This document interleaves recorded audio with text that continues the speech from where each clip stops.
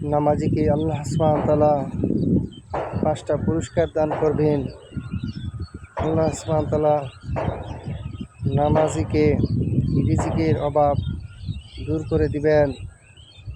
আল্লাহ তাআলা নামাজি ব্যক্তিকে আমলনামা ডান হাতে দান করবেন।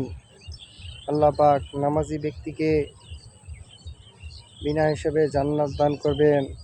আল্লাহ সুবহানাহু ওয়া তাআলা নামাজি ব্যক্তিকে পুলসিরাত বিজলি ন্যায় পার করে দিবেন।